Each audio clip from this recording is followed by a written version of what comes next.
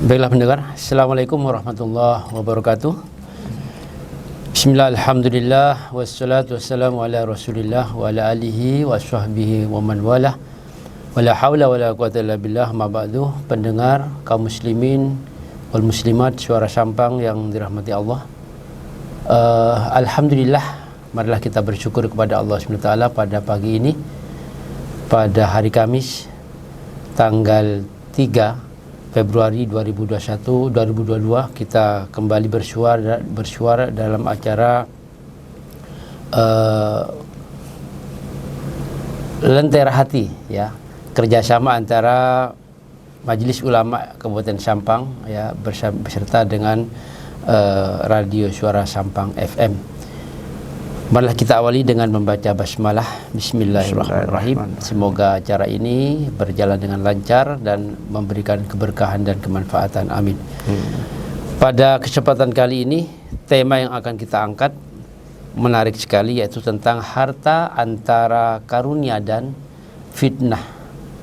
Tentunya diharapkan pendengar mungkin nanti ada yang ingin ditanyakan, disampaikan kepada pemateri kita, bisa melalui line WA atau telepon 082 333 906 809. Kita bersama dengan Ustadz Muni Musa LCMAG, beliau selaku Wakil Ketua Majelis Ulama Indonesia Kabupaten Sampang. Kita sapa. Assalamualaikum Ustadz. Waalaikumsalam warahmatullahi wabarakatuh. Bagaimana kabarnya Ustadz? Alhamdulillah, baik. Baik, materi kita Ustadz, ya, kita santai saja, yaitu tentang harta antara karunia dan fitnah. Sebelumnya saya akan menyetir sebuah ayat dalam surat Ali Imran ayat 14. A'udzubillahi minasyaitonirrajim. Zuyyina lin-nasi hubbus syahawat minan nisa wal banin wal qanatiril muqandarah. Al-ayah.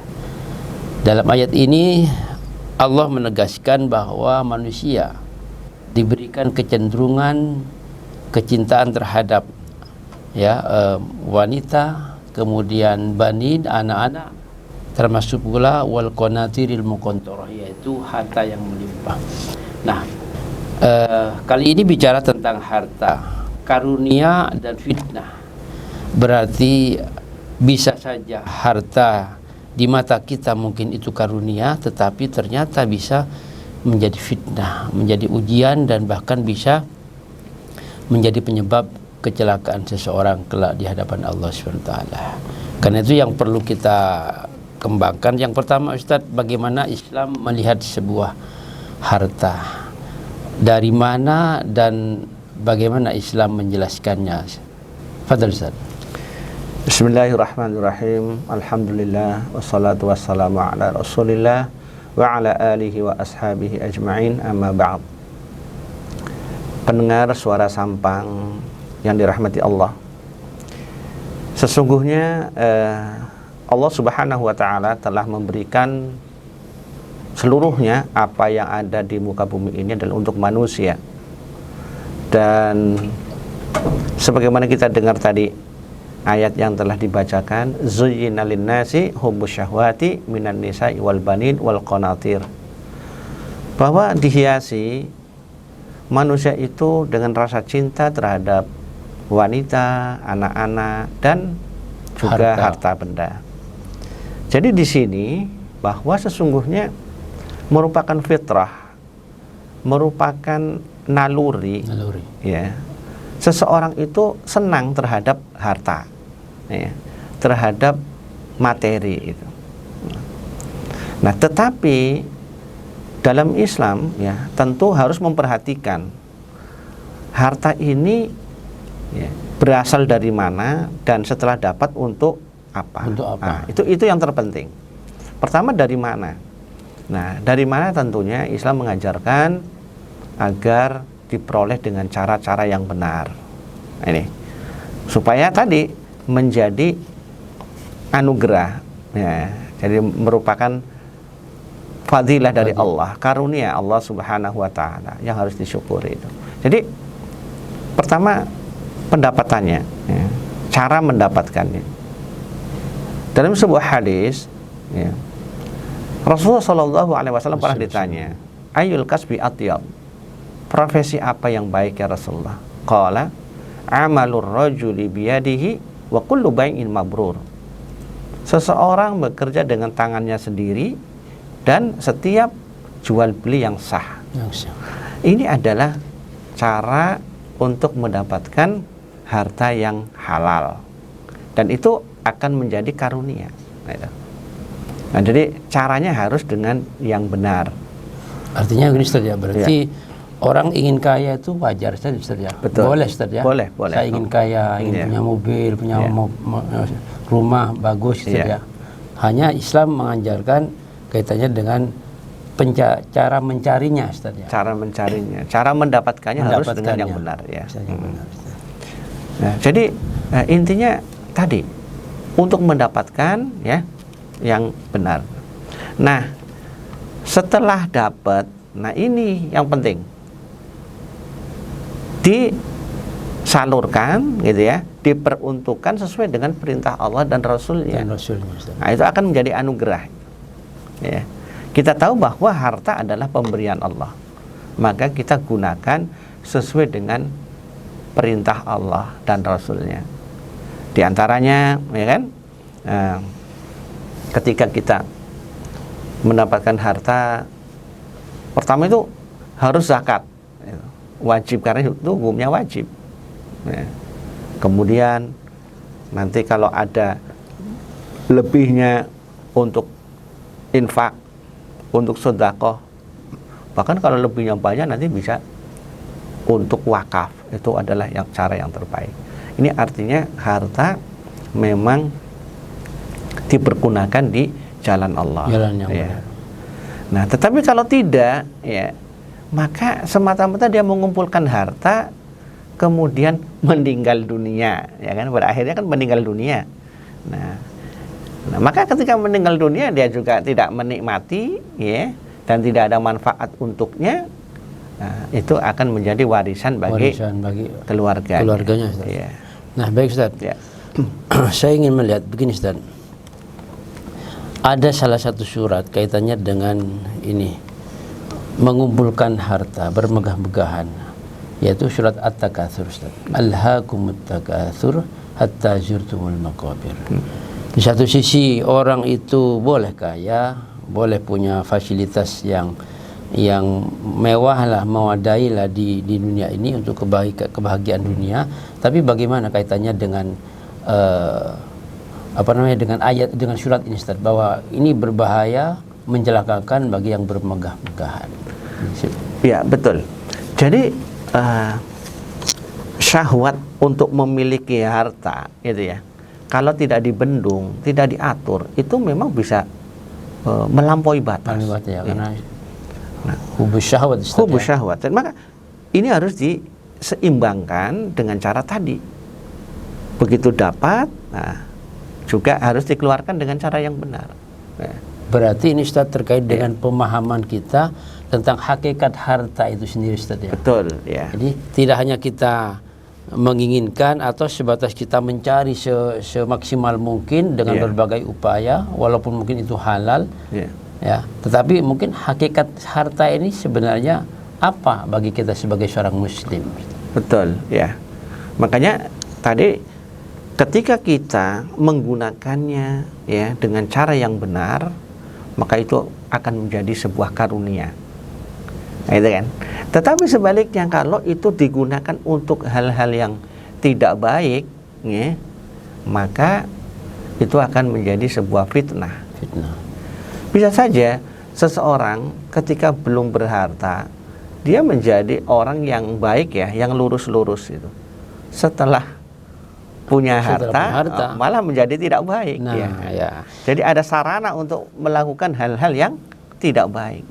Nah, oleh karena itu sebenarnya harta itu sendiri tidak ada masalah hartanya ya. Tapi ketika cara memperolehnya sudah salah, terus menggunakannya juga salah, itu akhirnya menjadi sebuah fitnah. Ya. Dan ini sejarah sudah menceritakan Ustaz ya, Al-Quran sudah mengabadikan adanya Qarun Ustaz ya. Qarun yang luar biasa kayanya, mungkin tidak ada orang yang sekaya Qarun sekarang, yang kuncinya harus dibawa oleh orang-orang yang kuat, kunci gudangnya, gagallah Qarun dalam mengemban amanah harta, Ustaz ya. Iya.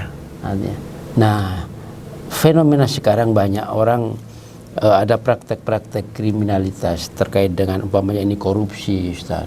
Ya, kemudian ini berbagai bentuk orang mencari harta dengan berbagai caranya haram, melanggar aturan agama termasuk aturan perundang-undangan di Indonesia.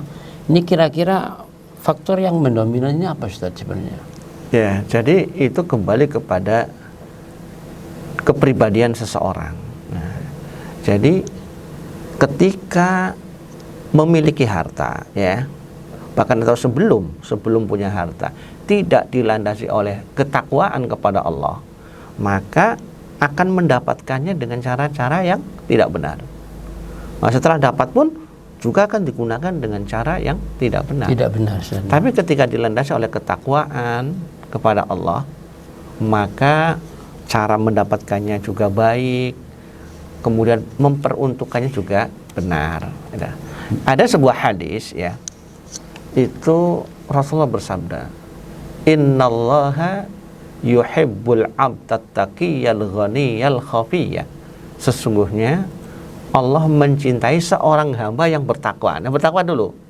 Al-ghani, yang mampu, yang berkecukupan, berarti yang berharta. Yang berharta.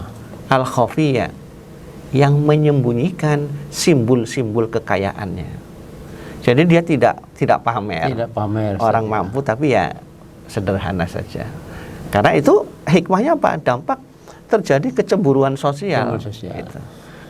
Justru malah yang terpenting bagaimana harta itu bisa dimanfaatkan untuk kepentingan masyarakat. Orang-orang tanpa harus menampakkan, Ustaz ya.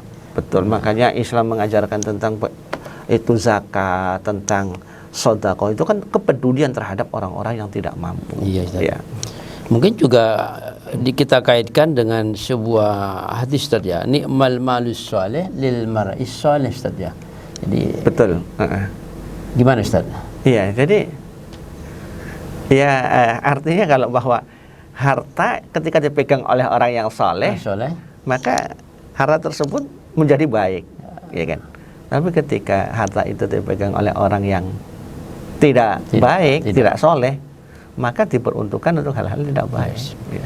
Berarti memang Ustaz, kesalihan kita termasuk pemahaman kita tentang bagaimana mencari harta yang halal, yang diridhoi itu penting, Ustaz ya. Betul. Sebelum nanti kita diberi oleh Allah harta.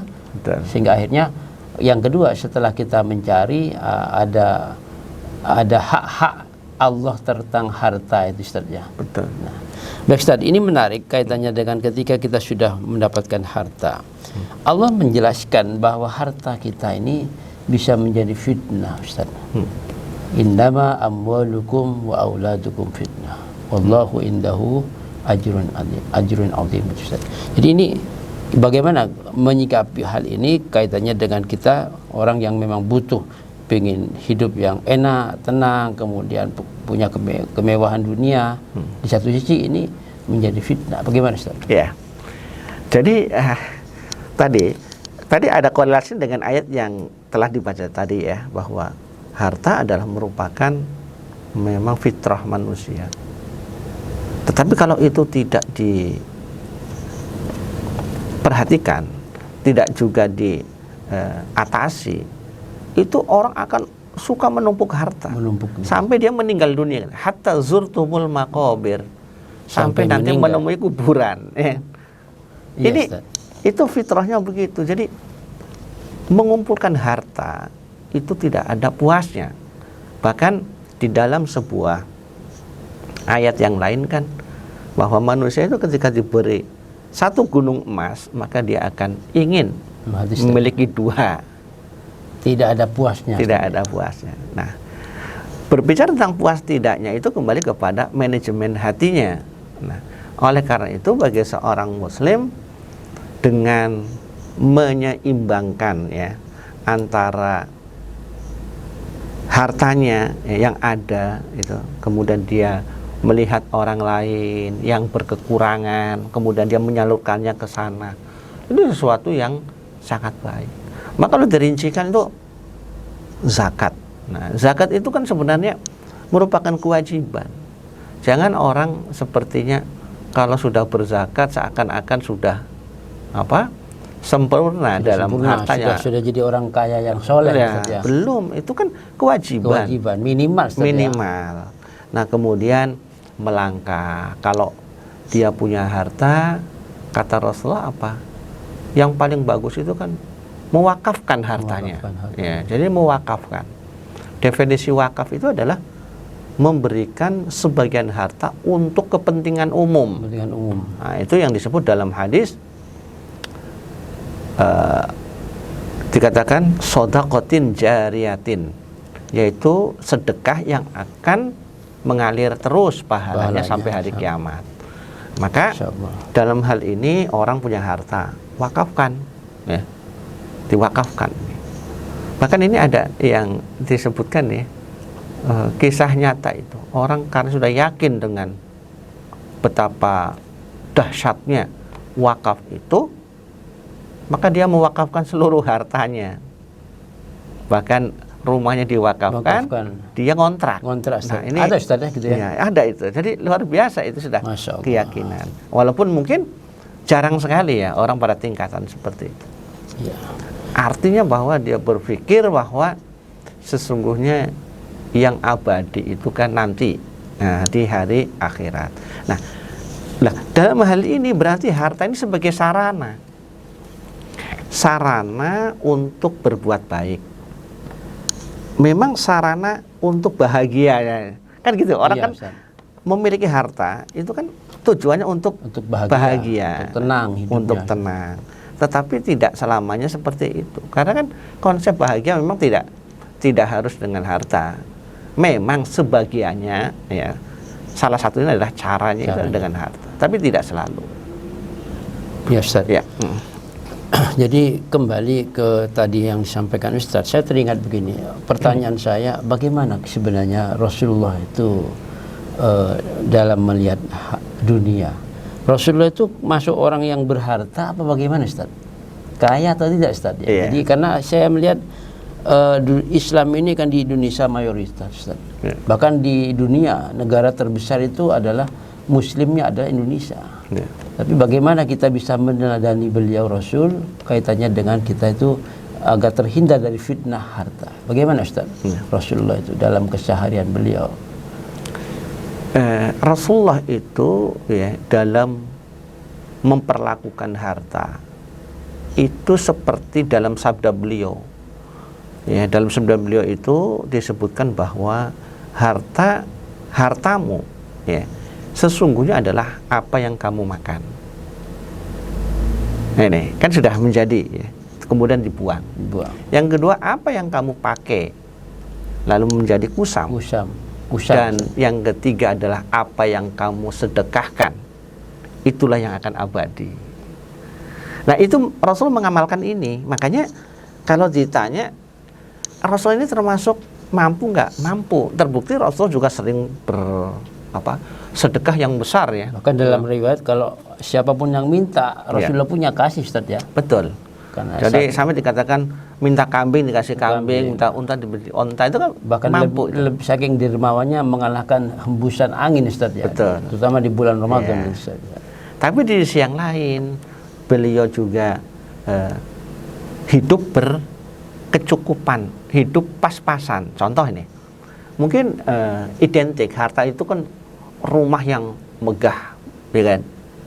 Disebut orang yang mampu, orang yang kaya apabila rumahnya besar, mewah itu. Nah, kita lihat bagaimana Rasulullah. Rasulullah kan rumahnya kecil. Ukuran berapa Ustaz? Ukuran itu kalau dikatakan 4x4 ya. 4x4 saja. Jadi kalau zaman sekarang mungkin RSS itu ya. Ini kayak kamarnya satu orang Ustaz. Betul. Jadi hanya satu kamar saja. Satu kamar Ustaz, ya. Rumah beliau ini satu kamar Ustaz. Padahal sebagai seorang pemimpin ya, wah, itu membuat lebih besar daripada itu bisa. Sangat bisa saja. Nah, inilah yang terjadi ironis ya pada zaman sekarang ini. Kalau tadi kita bisa melihat Rasulullah Shallallahu Alaihi Wasallam rumahnya kecil, masjidnya yang lebar. Masjidnya lebar. Nah, sekarang terbalik ini, ya kan? Jadi rumahnya yang mewah, besar, masjidnya kecil. tinggi, masjidnya kecil. Iya. Itu pun menjelang Ramadan baru dibersihkan, dicat, Jadi diganti. di sini kita harus selalu menapaktilasi ya Rasulullah Shallallahu Alaihi Wasallam termasuk dalam masalah harta ini. Gitu. Ya, baik Ustaz. Ya. Pendengar Suara Sampang yang dirahmati Allah, sekali lagi kami sampaikan, kalau ada yang ingin disampaikan, ditanyakan tentang materi kita yang cukup menarik, harta antara karunia dengan fitnah. Bagaimana harta itu menjadi karunia yang menjadikan media takarub kita kepada Allah, jangan sampai menjadi fitnah dan petaka bagi kita. Silakan bisa dikirim pertanyaan pendengar ke 082 333 906 809. Pertama Ustaz, dari Mbak Risma ya, beliau bertanya, bagaimana sikap kita untuk menghindari fitnah orang lain apabila kita memiliki barang baru, barang itu tidak kita tampakkan, tetapi suatu saat barang itu tampak atau dilihat oleh orang lain. Bagaimana menghindari fitnah-fitnah atau mungkin penilaian orang lain tentang harta yang kita miliki, Ustaz? Silakan Ustaz. Ya, terima kasih. Jadi perlu kita ketahui tentang yang dimaksud fitnah di sini adalah sebagai ujian ya. Ujian, ya.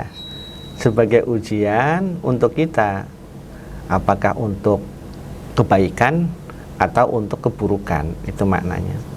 Nah, tetapi bagaimana agar harta kita tidak menjadikan kedengkian orang lain, itu kan maksudnya gitu ya. Jadi supaya orang lain menjadi dengki atau iri, gitu ya.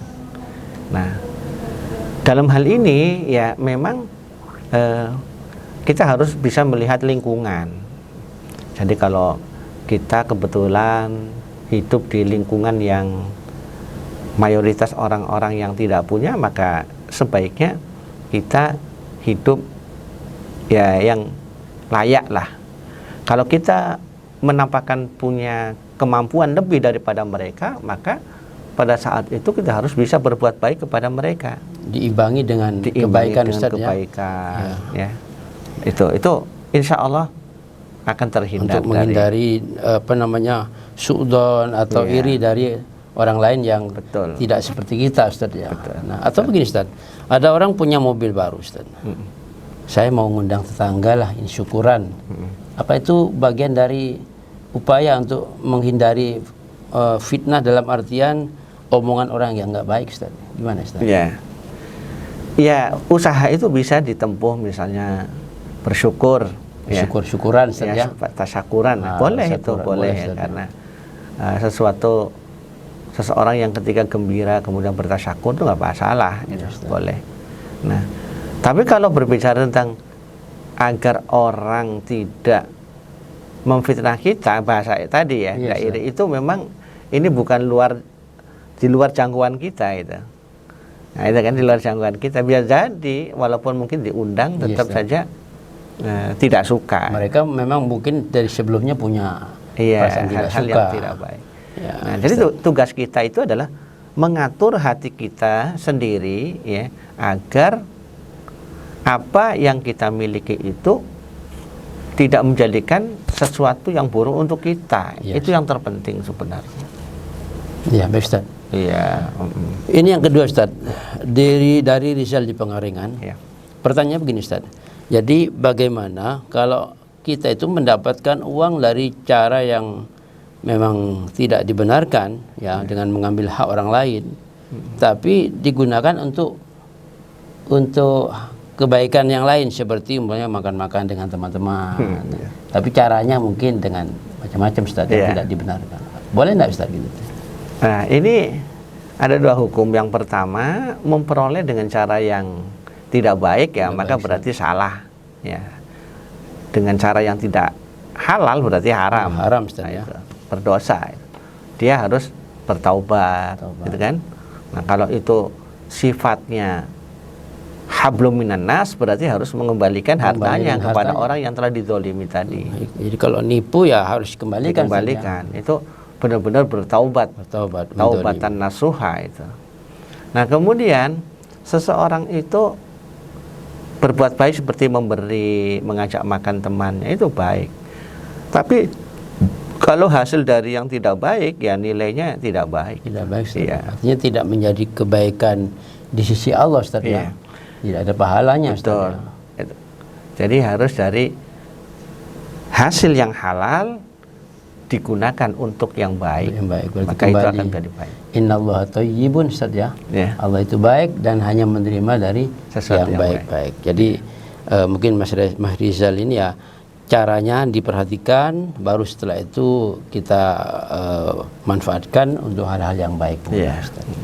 Kemudian yang ketiga, Ustaz, ini dari Rini di Torjun, beliau bertanya, berapa Ustaz harta yang harus kita miliki ketika kita dianjurkan untuk zakat? Iya. Hartanya berapa, kemudian berapa tahun kita bisa harus mengeluarkan, apa setiap tahun atau bagaimana, Ustaz? Ya.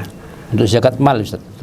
Untuk zakat mal itu kan kalau standarnya adalah emas, ya. Jadi emas itu disebutkan 20 dinar setara dengan 85 gram 85 emas, gram emas. 24 karat. 24 karat, Ya. Ustaz, ya. Jadi nilainya seperti itu. Jadi kalau dikuruskan rupiah zaman sekarang ini ya kurang lebih 80 juta rupiah. 80 juta. Ya, 80 juta, maka berkewajiban untuk membayar zakat. Zakat senilai Senilai 2,5%. 2,5%, ya. Setelah 1 tahun, Ustaz ya. Iya, itu kewajibannya.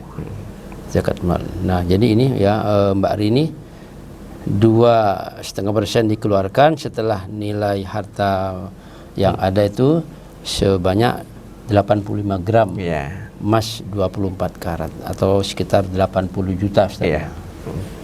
Ya, baik, Ustaz, kita lanjutkan kaitannya dengan materi kita. Ini sebenarnya bagaimana kaya itu dalam Islam, Ustaz? Iya. Ini perlu disampaikan karena apa? Orang kadang memburu kekayaan, tapi di satu sisi kata Nabi, manusia itu dikasih 1 gunung minta 2 gunung, 3 gunung minta 4 gunung dan sebagainya. Bagaimana sebenarnya konsep kaya dalam agama kita, Ustaz? Iya. Jadi kalau dalam hadis kan disebut al-ghani. Al-ghani itu ya kalau diterjemahkan orang kaya itu. Iya, Ustaz. Innallaha yuhibbut taqiyal ghaniyya. Mencintai orang yang bertakwa, yang kaya, nah, yang mampu. Nah, Yang mampu. bagaimana definisi mampu itu? Nah, mampu itu berarti lawannya orang kaya itu kan orang miskin. Orang miskin. Orang fakir. Nah, maka kita kalau definisi orang fakir kan disebutkan apa? Orang yang berkekurangan setiap harinya sehingga dia harus minta-minta. Orang miskin orang yang pas-pasan sehari-harinya. Jadi dia bekerja hari itu hanya untuk makan hari itu. Tidak ada yang ditabung. Itu namanya orang miskin. Orang miskin, pas-pasan itu. Orang miskin bagus itu. Nah, berarti kalau orang kaya, orang yang lebih dari itu. Jadi bekerja sehari, ya, tapi ada simpanan, itulah orang kaya. Nah, ini yang relatif sebenarnya. Jadi kalau ada orang punya simpanan, nah, ibarat nganggur sehari, tapi dia masih mampu untuk makan, orang kaya namanya itu. Ya, berarti orang yang mampu. Orang mampu ya, Iya. Ustaz. Sebenarnya kita ini justru kita ini banyak orang mampu, Ustaz. Betul. Orang miskin itu sedikit, orang fakir itu hampir jarang, Ustaz. Ya. Karena yang dimakan besok itu masih ada, Ustaz. Mohon maaf, walaupun pengemis itu, Ustaz, ya. Iya. Saudara-saudara kita yang mengemis itu, yang mau dimakan 2 hari lagi masih ada. Masih ada. Nah. Justru kadang, mohon maaf, ini banyak orang menjadikan profesi pengemis itu ya sebagai profesi, Ustaz. Sebagai bagian dari mencari kasab tadi, Ustaz. Ini bagaimana, Ustaz? Haram, halal atau bagaimana? Iya. Nah, disinilah makanya mental, ya. Jadi hati seseorang dalam urusan harta tadi merasa berkurang. Padahal tadi kan dikatakan dia meminta-minta, padahal cadangan masih ada. Cadangan masih ada. Berarti kan kalau definisi fakir, dia padahal berkekurangan untuk setiap harinya. Setiap harinya. Padahal dia sampai Masih ada. masih ada tabungan. Iya, masih ada. Tapi merasa dirinya adalah orang fakir. Nah, ini berarti kan yang sakit adalah hatinya. Hatinya, Ustaz. Nah, Berarti memang kita lanjutkan lagi. Misalnya dia sudah bekerja menjadi seorang pegawai, ya, gajinya jelas, makan untuk 1 bulan saja, cukup lah, cukup gitu. insya Allah. Itu merasa kurang. Itu berarti kan hatinya persoalannya Ustaz. Persoalan hati. Karena itu dikatakan laisal ghina an kathratil ard walakinnal ghina ghinan nafs. Yeah. Jadi itu memang hati saja. Hatinya. Jadi bisa saja orang yang secara zahir itu kaya, tapi jiwanya miskin. Sehingga akhirnya dia ingin bertambah dan bertambah, meminta terus itu. Ya. Tapi sebaliknya ada orang yang secara zahir itu miskin, tapi hatinya kaya.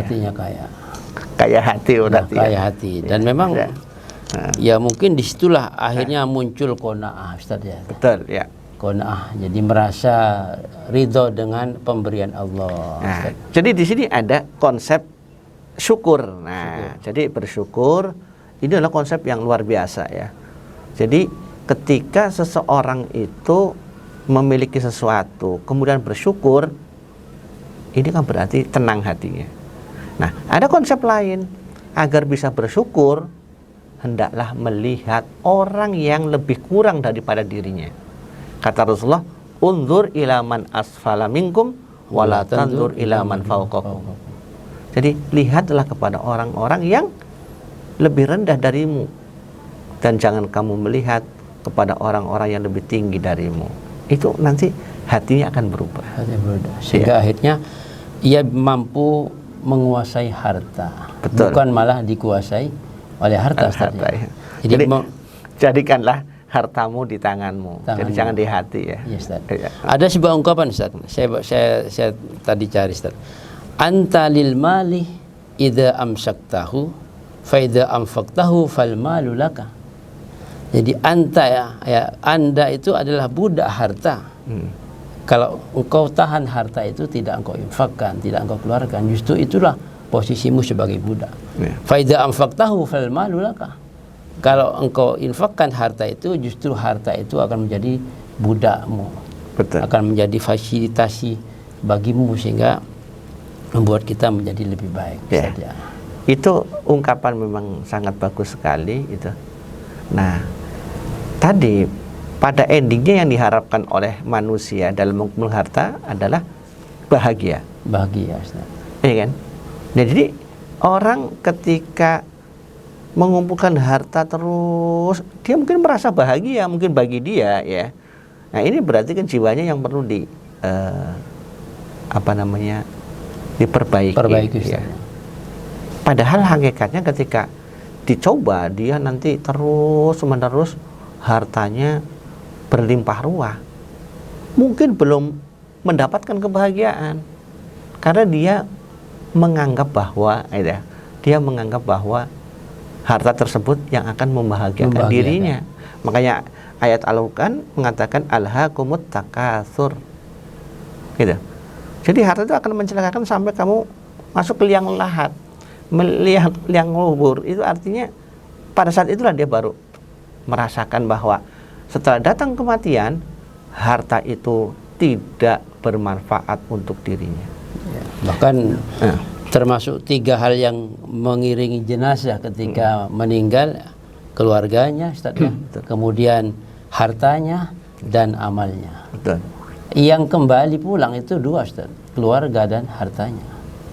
Artinya harta tidak akan sedikit pun dibawa. Betul. Tidak bermanfaat untuk dirinya. Kecuali ketika didasari oleh tadi, Ustaz, imannya, Ustaz. Ada hati yang tunduk kepada Allah, kemudian harta itu dimanfaatkan untuk taqarrub. Jadi memang terkadang begini, Ustaz, orang melihat seorang muslim mencari harta, kadang konsep taqarrub itu dipahami kurang pas. Taqarrub kepada Allah seakan-akan hanya zikir, sholat, baca Quran, atau ngaji. Padahal satu sisi kita bisa melakukan taqarrub kepada Allah dengan harta itu, Ustaz. Iya, betul. Sampai-sampai dikatakan bahwa orang infak kepada keluarga, menafkahkan keluarga, itu justru infak yang terbaik, Ustaz. Betul. Bagaimana, Ustaz? Iya, itu semua benar ya, tinggal mempraktekkan. Jadi kadang-kadang itu juga disalahpahami ketika kamu menafkahi keluargamu, itu adalah merupakan infak yang terbaik. Terbaik Ustaz. Akhirnya dia berpikir tidak berinfak kepada yang lain, hanya kepada keluarganya saja. Nah, ini kayak pemahaman yang kurang keliru. pas keliru Iya, ya, Ustaz.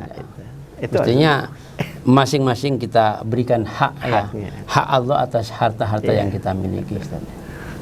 Jadi kan selama ini kan begitu, orang mukul harta apa untuk membagikan istri dan anak-anak, kan gitu terus. Nah, Akhirnya fokusnya pada fokusnya itu, Ustaz. Tambah ini Iya. Ustaz. Fasilitas rumah ini, Iya. ganti ini, ganti itu. Ya tidak proporsional melihatnya Ustaz. betul.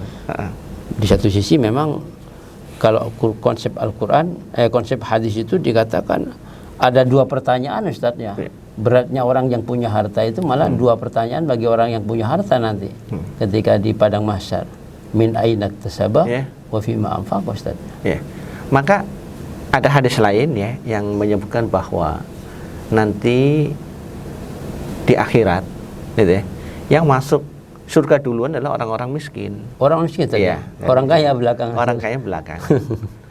Lah, itu hadisnya sahih ya. Jadi nah, ini menunjukkan apa? Kalau kita analogikan, kalau kita masuk mall gitu ya. Masuk mall. Masuk mall. Itu kan kalau yang keluar duluan itu yang nggak beli. Ya nggak beli. Atau belinya dikit Ustaz. Dia langsung kan coba. Langsung keluar. Nah, ketika kita bawa beli yang banyak barangnya kan diseleksi satu-satu. Ya. Untuk Ini sudah bayar apa belum? betul. Itu makanya. Jadi makanya bukan berbahagia, tenanglah bagi orang-orang yang ditakdirkan oleh Allah tidak berharta, yang terpenting adalah bisa berbuat baik. Atau itu Ustaz, walaupun mungkin tidak sekaya mereka, tapi kita punya hati, kekayaan hati, sehingga ada qanaah, ada syukur, ada banyak kebaikan-kebaikan yang bisa dilakukan. Iya. Tapi di satu sisi orang kaya yang bersyukur itu justru mulia Ustaz ya. Betul. Makanya tadi sesungguhnya Allah mencintai orang yang bertakwa, yang kaya. Yang kaya Ustaz. Nah, lebih dicintai oleh Allah. Yang kuat secara ekonomi Ustaz ya. Manakala tentunya kalau sudah bertakwa, kekayaannya adalah untuk di jalan Allah. Kekayaan. Jadi kesimpulannya adalah harta ini sebagai sarana untuk berbuat baik. Maka kalau bisa menjadikan harta itu sebagai sarana dalam beramal soleh, maka insya Allah dia menjadi karunia. Ya. Tapi sebaliknya, jika harta ini sebagai tujuan, bukan dijadikan sebagai sarana beramal soleh, itu akan menjadi fitnah. Ya.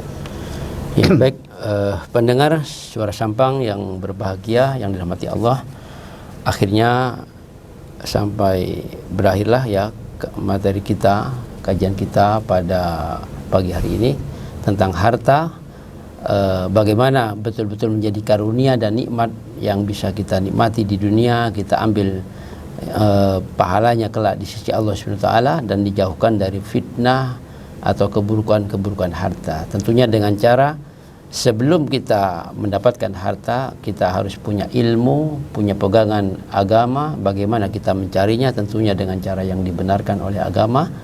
Kemudian setelah itu ada perintah berikutnya, memanfaatkan harta itu tentunya dalam rangka meraih ridho, taqarrub kepada Allah Subhanahu wa taala. Maka bersyukurlah ya orang-orang yang mendapatkan kelebihan harta di dunia ini tetapi mampu untuk menjadikan harta itu sebagai media meraih ridho dan pahala dari Allah Subhanahu wa taala.